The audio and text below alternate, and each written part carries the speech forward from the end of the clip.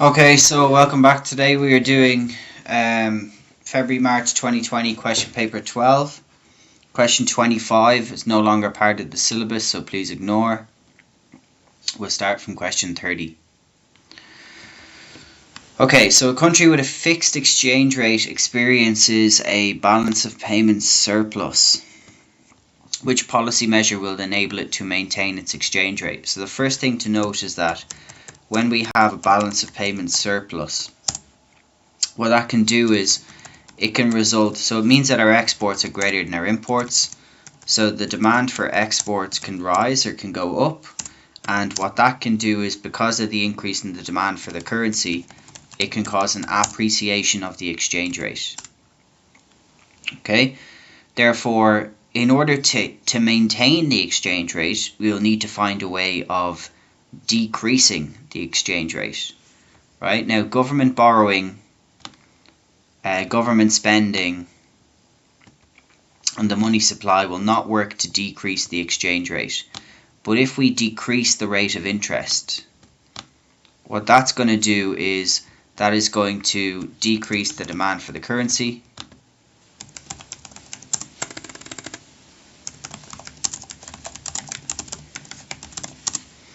And then that is going to result in a depreciation of the exchange rate.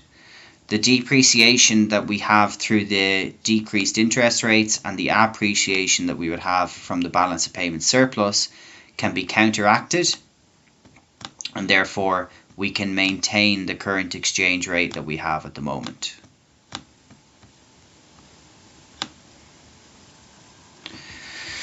Okay, question 29. What is an example of fiscal policy aimed at increasing aggregate demand? So what we're looking for here is we're looking for expansionary fiscal policy, which is two tools. It is reducing taxes, or it is increasing government spending.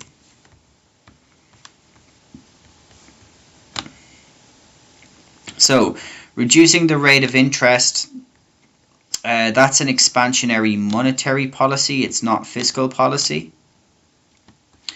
Reducing the rate of income tax for all income earners, yeah, that is, as we said before, that matches up with expansionary fiscal policy tools.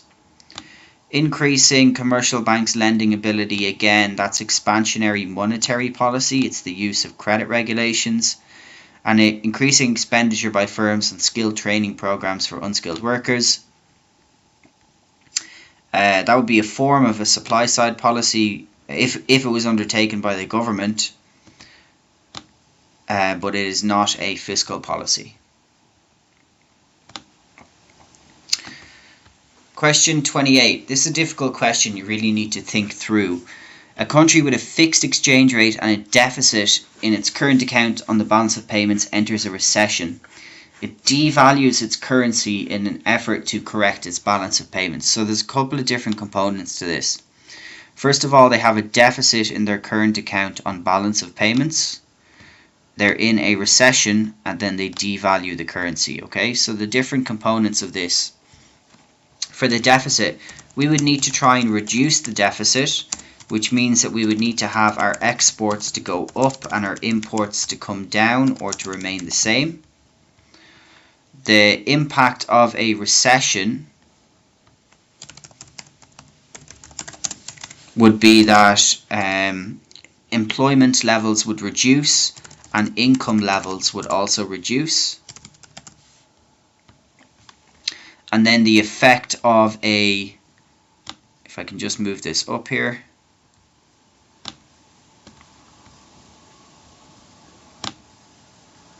The effect of a depreciation would be on the price of imports and exports. So depreciation or devaluation. Price of exports will go down. So the total exports will go up depending on the elasticity. The price of imports will go up. The total imports will come down, again depending on the elasticity. So the key thing about this, first of all, before we even get to the income element, relating to the PED for imports and the PED for exports, the sum of these two together will have to be greater than 1. in order for this devaluation effect to take account. So we need the total sum of PED for imports and exports to be greater than 1.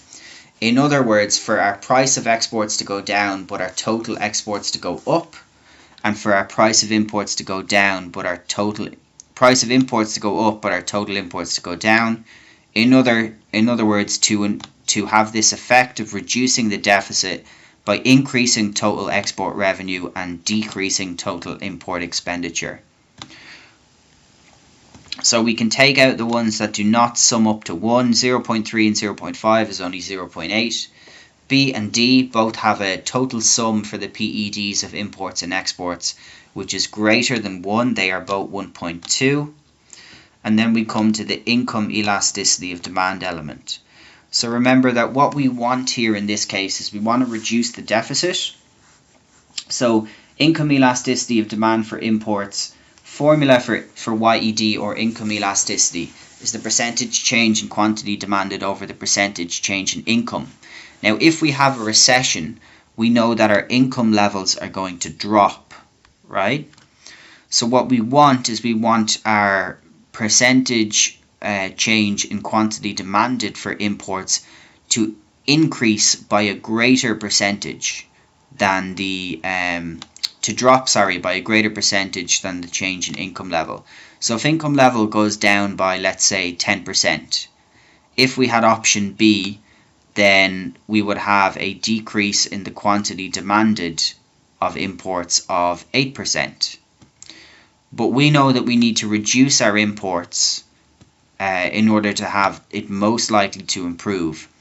Whereas if we have an income elasticity of 1.2, income levels drop by 10%, then the demand for imports would drop by 12%, which would result in less import expenditure. So therefore we want the YED to be elastic, and we want the sum of PED for exports and imports to be greater than 1. So that would leave us with option D as the correct answer here. Okay, in a closed economy, a rise in AD is needed to increase output in the country. What is necessary to achieve this increase in output? Okay, very simple. We need enough capacity to produce the extra goods and services demanded. It comes down to the Keynesian curve that we would have looked at before. So here's our AS curve. This stage here we have no capacity, so even if AD increases, we can't increase real GDP. And remember, real GDP is what signifies our increase in output. Whereas if we have spare capacity like so, we will be able to increase aggregate demand, and therefore we will be able to increase our real GDP at the same time too.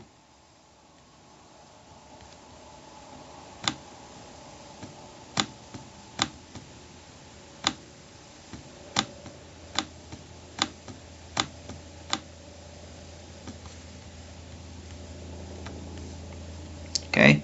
Free trade has nothing to do with this because we're told that it is a closed economy, so free trade is not something that will happen. It's nothing to do with government spending or reducing credit to lower inflation. Like we said, or showed on the Keynesian curve, it's to do with the level of capacity.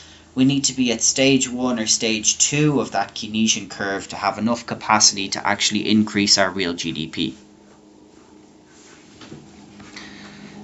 Question 26. Which statement describes disinflation? So disinflation is not a fall in the price level.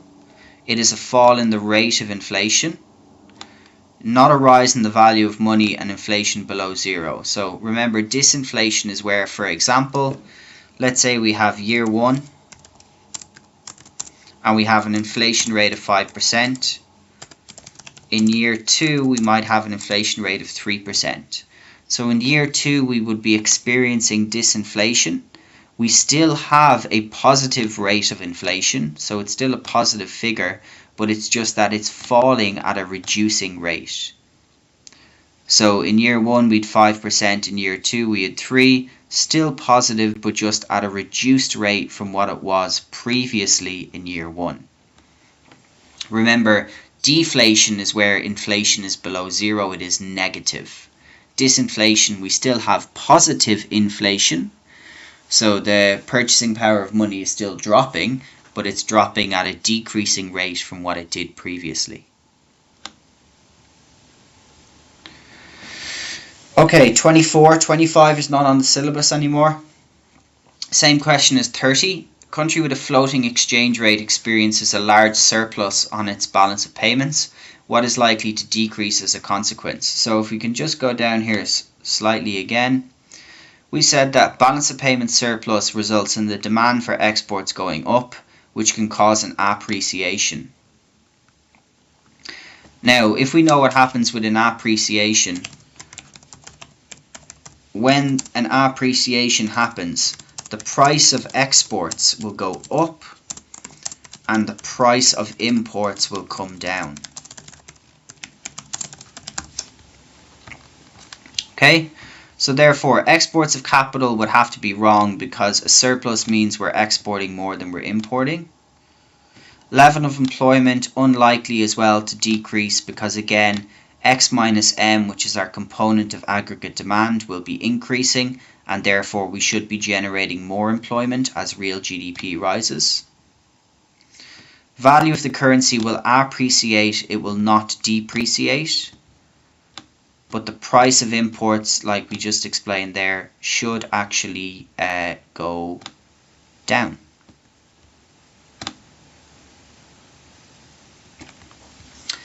Okay, 23. Central bank forecasts a rise in raw material costs. Government plans to increase spending on education and health. Equilibrium shown X, AD and AS.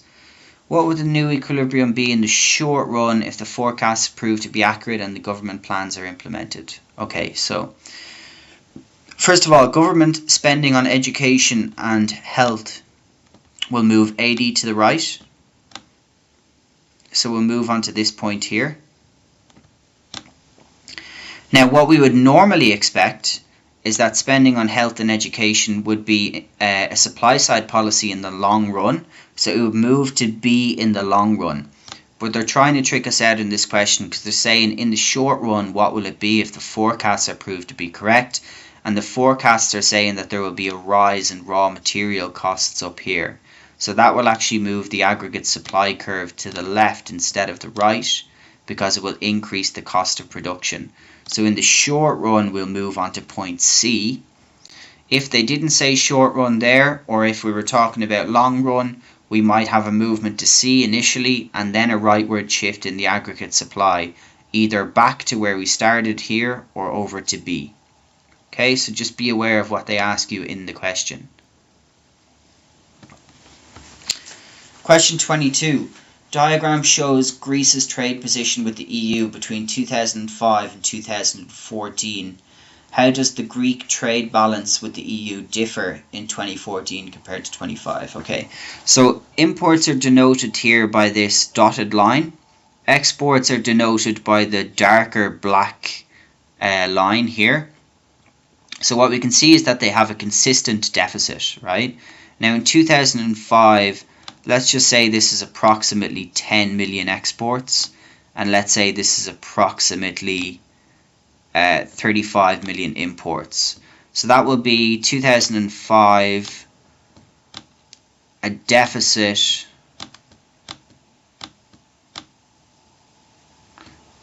of let's say 25 billion. Okay, 2014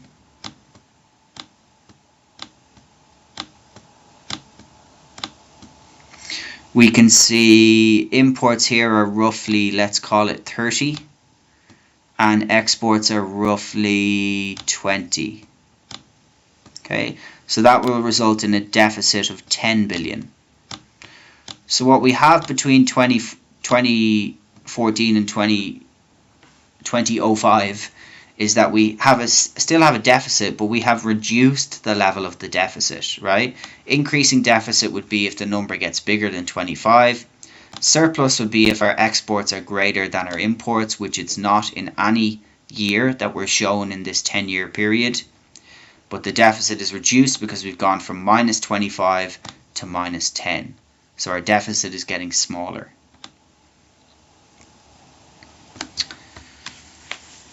Okay, 21. I've never seen this question before, so it's kind of new, but the good thing is it's very straightforward.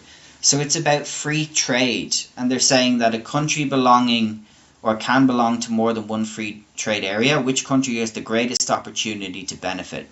So it's really very straightforward. It has got to be country B, because country B can experience free trade here with country C. They can experience free trade with country A.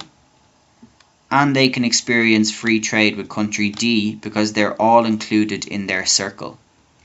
Whereas A can only have free trade with B and C, C can only have it with A and B, and D can only have it with country B. So the country that can have free trade with the largest amount of countries is obviously going to be the one that can benefit the most.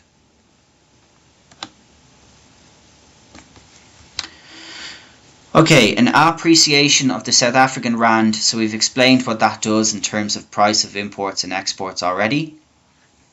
Most likely to assist the South African government with which policy objective? Okay, it's definitely not going to be redistribution of income. It's nothing to do with the exchange rates. That's to do with the progressive income taxes that they use or the level of transfer payments they provide. A reduction in the volume of imports, no, it will have the opposite effect. It will increase the value of imports. It will also decrease the level of employment, or it can, because what it does is an appreciation causes AD to move left. So like we explained previously, it affects the prices of imports and exports, right? So the price of exports will rise, which means that our total exports should come down. The price of imports will come down, which means that our total imports should rise. Okay. Now when that happens, exports and imports are components of AD. X minus M is how they're denoted. So X minus M will come down, which will move aggregate demand to the left. And when aggregate demand moves to the left, it will help us to reduce the rate of demand pull inflation. So it should reduce the rate of inflation. Question 19. What will lead to an immediate improvement in the balance of payments deficit on the current accounts? Okay, so a fall in interest rates will not. Remember what a fall in interest rates will do in terms of the currency. So it will decrease our demand. It will result in a depreciation, but it's not going to improve it immediately. There's going to be a time lag between the interest rates falling and the, let's say, depreciation that occurs and increase in exports or imports. A significant time lag. If we reduce dividend payments to foreign investors, then that's going to affect our primary income account. Okay, and remember the current account is made up of 4 different components, made up of primary income, secondary income, balance of trade in goods, and balance of trade in services.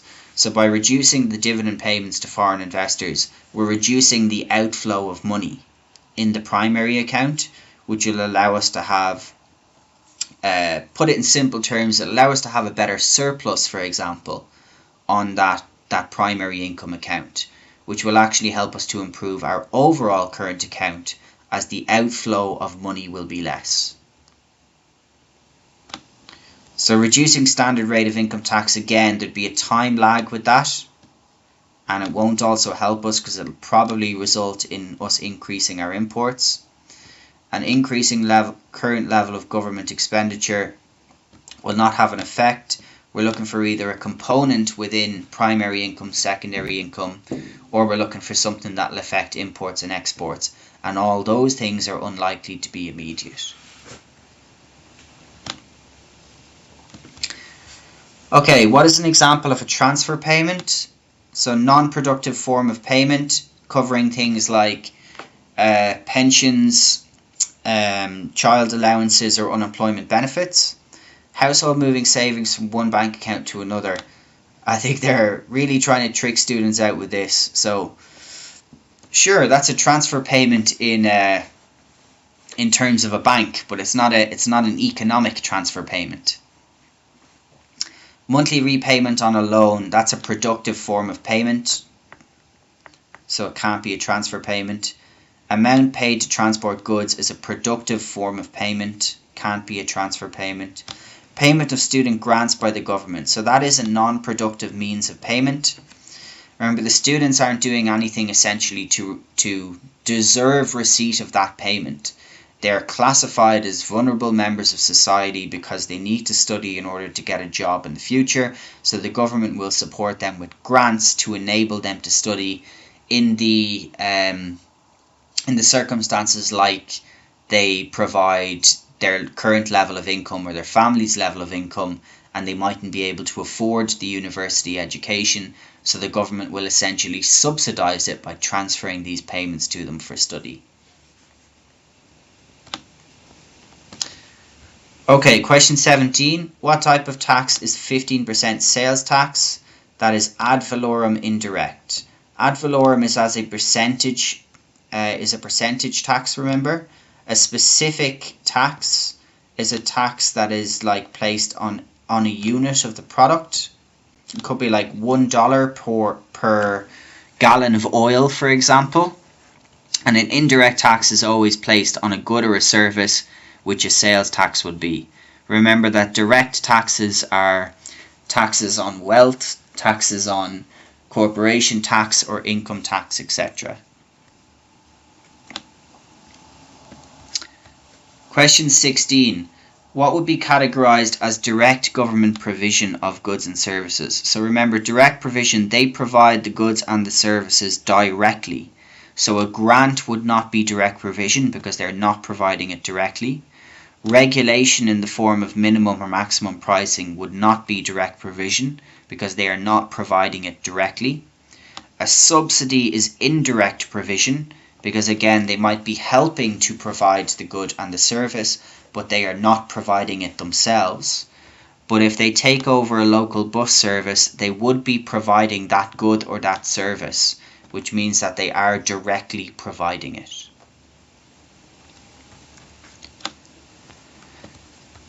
Okay, question 15. A government imposes a maximum rent in order to make rented housing more affordable. What is likely to be a long-run consequence if the maximum is set below the current free market level?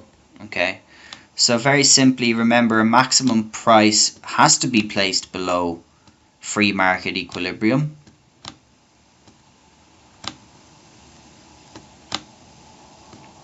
And what you can see from the diagram is that it results in a contraction in supply and an extension in demand.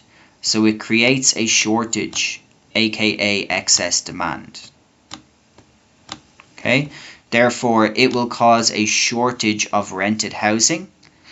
It will not cause a shortage of applicants because the demand will be up, so the demand is denoted by the applicants. There will be a lot of applicants applying for the rented housing, but there will not be enough rented houses available because of the maximum pricing. So that will be denoted by the supply level here. There definitely won't be an increase in supply, and there won't be an increase in the number of houses being rented. We can see that from the diagram we've shown here. There'll be a decrease in the number of houses and a decrease in the supply, but there will be an increase in the number of applicants because of the cheaper price for rented houses.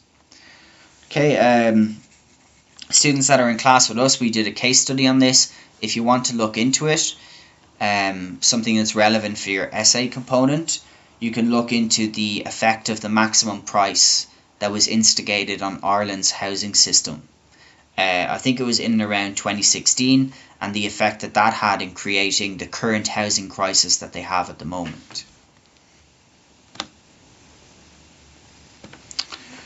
Okay, question 14. Which argument has often been used to justify privatization of state enterprises? So privatization, remember, is moving from government controlled into the private sector. State enterprises cannot operate without government subsidies. That is not a reason to say that we should move to private sector. State enterprises are always monopolies. Well, that's which exploit consumers. That's not true, first of all. Secondly, again, it is not an argument about why we should privatize the sector. Private firms try and earn large profits. That's true, but it's not an advantage of privatizing. So the one that's left is they can produce the same outputs using fewer inputs. That is an argument to privatize an industry, and it is the efficiency argument. The argument that provided by the free market or the private sector, they're more efficient in their allocation of resources than it would be if they were under government control. And that is a reason why we should privatize the sector, to achieve more efficiency in the market.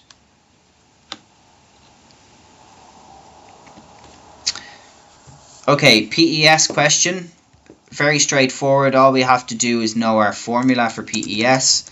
Percentage change in quantity supplied over percentage change in price. So we're told that price rises by 5%. Which firm would experience an increase in quantity supplied of 2.5? Okay, so very simple.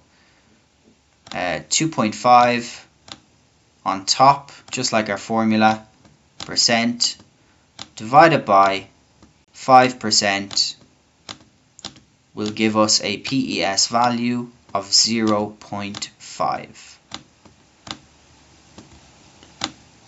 So that will be D. Straightforward. Okay, this is the linear demand curve. So if you know about a linear demand curve, you will know that the further to the left it is, the more elastic the PED value is.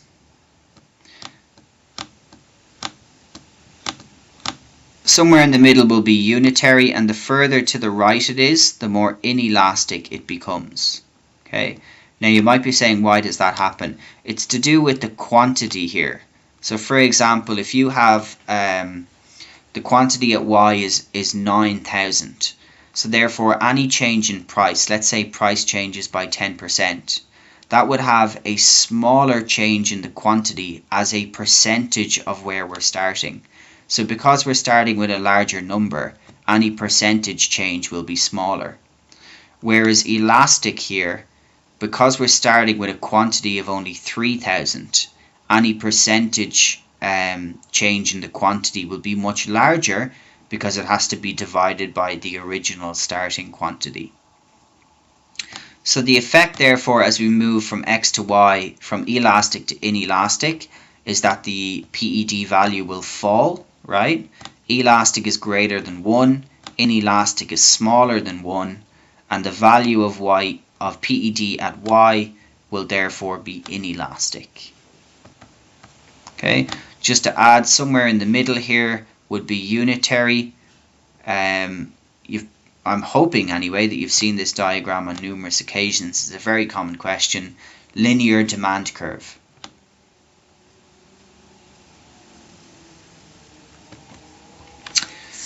Okay, question 11. We've got tables showing demand and supply for avocados in Mexico City. As a result of lower transport costs, supply rises by 60 kgs at all prices. What is the new equilibrium? Okay, so very simple. All we've got to do is add 60 kg into every price here and see at what point do we match up. So at 30 it will now become 170. At 35 it will become 210. At 40 it will become 250. And at 45 it will become 290. So equilibrium, remember, is when demand equals supply. So previously it used to be 40 cents. Now we can see 210 will be the new quantity supplied here. 210 will be quantity demanded here. And the price will be 35 cents or $35 per kilo.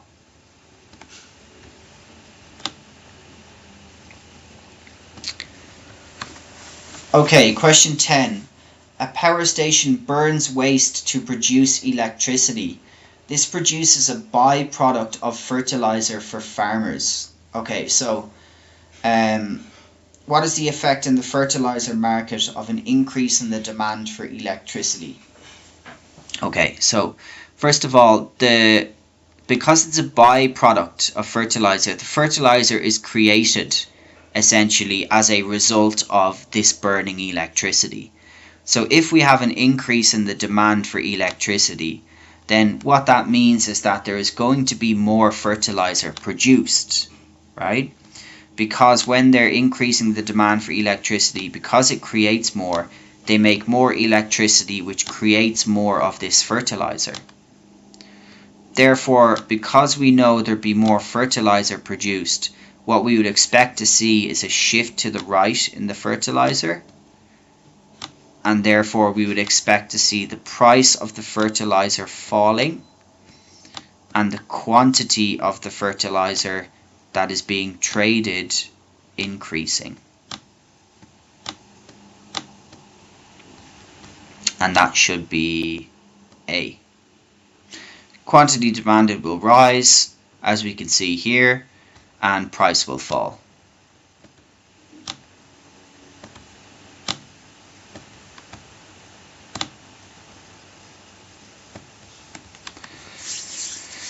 Okay, what must be correct when the free market for a good is in disequilibrium? Very simple. Equilibrium, we just said, is demand equaling supply. Disequilibrium, demand does not equal supply, or supply does not equal demand. So quantity of the good demanded differs from quantity supplied. Doesn't matter about the market price. Doesn't matter about whether they can sell all their products or whether they can buy all their products. Just very simple. Demand does not equal supply.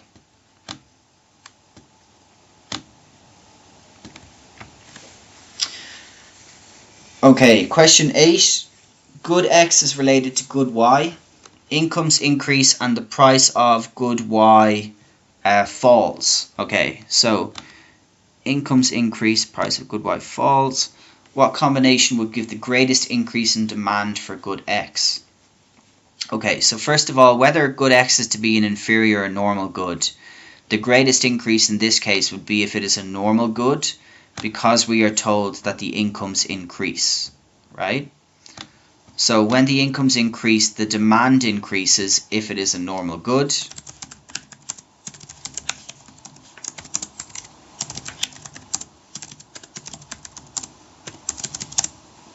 Demand goes up. If it was an inferior good, when incomes increase, they have an inverse relationship, so the demand would actually go down. Okay, that's the first part. Now the second part is that the price of good Y falls. So what we're going to want is we're going to want good X to be a complement with good Y. Because the price of it falls, if the price falls, we would expect that the demand for good Y would increase, right, or shift to the right. And if they're a complement, if there's more demanded for good Y, because it would be consumed together with good X, that would also allow us to increase our demand for good X as well, should they be complements. If they were substitutes, the increase in demand from the fall in price for good Y would result in decrease in demand for good X.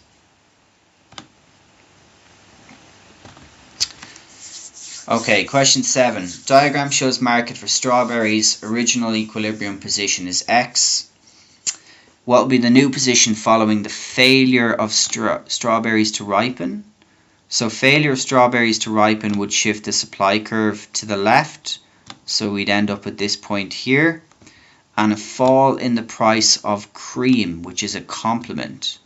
Okay, if we, just like the other question, if we have a fall in the price of a complement, the complement will increase in demand, and therefore we will increase in demand as well, because they're consumed together. So that would leave us at point A. Question 6 is a determinant of PES question. When will a manufacturer's ability to increase the quantity supplied in the short run be greater? So definitely not if labour is immobile. That would make it inelastic, due to the fact that we would not be able to increase the supply quickly or make products quickly. If we have spare capacity, that would help us to be elastic, which is the question. We want to increase the quantity supplied in the short run quickly. Product is perishable. That's another determinant of PES that makes it inelastic. Remember, perishable affects our ability to be able to store the product, which therefore affects our ability to be able to supply the product quickly. And when unemployment is low, that's the same thing. It's kind of relating to our spare capacity. Unemployment is low, it's hard to obtain workers. And if it is harder to obtain workers, it's harder to actually, well, it takes longer to be able to get the labour that is needed to make more of the product. Question 5. In which circumstances will the total expenditure by consumers on a good increase when its price increases? So, simple. This is about elastic and inelastic. PED, right? And it's very simple. When it is elastic, price goes up, the change in quantity demanded will be greater, so the fall in quantity demanded will be greater than the change in price, and that means that total revenue will fall. Elastic, it works the opposite way around as well. When the price goes down, the change or the increase in the quantity demanded will be greater than the drop in the price level, which will result in our total revenue actually rising. Whereas when it's inelastic, price goes up, total revenue goes up, price goes down, total revenue goes down, and that is because of the fact that, move it here, that the change in the quantity demanded will be less than the percentage change in the price. So the demand for good, therefore, if price goes up and we want total revenue or total expenditure to go up, we can see that we will need it to be inelastic.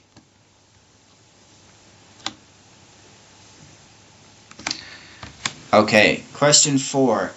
What change in the way resources are allocated in an economy is consistent with moving from a planned economy to a market economy? Okay, A would be correct here. Minimum price guarantee is removed. So remember, when we go from government control to a market system, we get rid of our ability to oversee the industry, which is why B is wrong. We won't monitor inefficiencies. It's left up to the private sector now, and they're likely to be more efficient than the government anyway. We won't provide subsidies. Again, it'll be left up to the private sector to become efficient. And we definitely won't impose a maximum price on the product, because we will lift pricing controls, not actually increase pricing controls.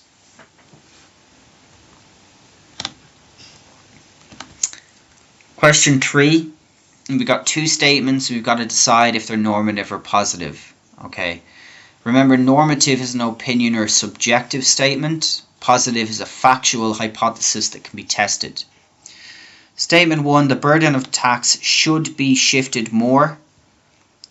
That's definitely a normative statement. It's an opinion or it's subjective.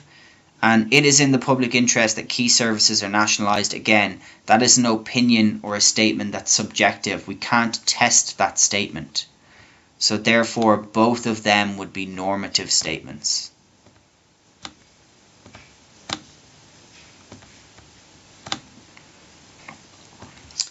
Opportunity cost. Worker earns $40 per hour.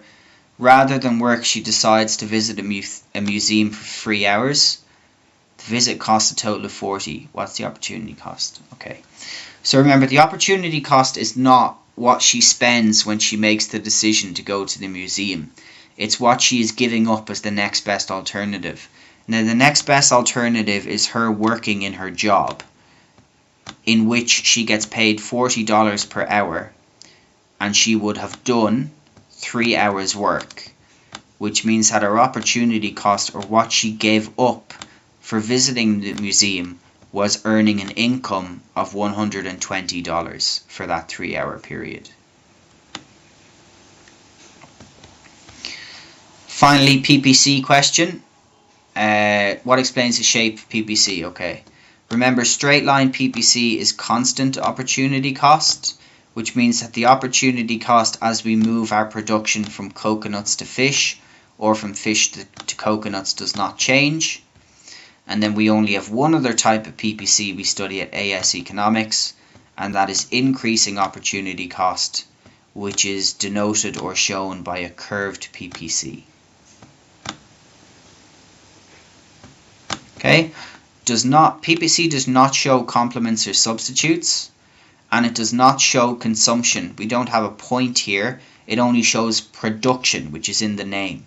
How much we can make, not how much is consumed. So therefore, opportunity cost of increasing fish production is constant, and yet we know that because a straight line PPC always shows constant opportunity costs, and it's the curved PPC that will show increasing opportunity costs. Okay, and that is February-March 2020 question paper 12 done.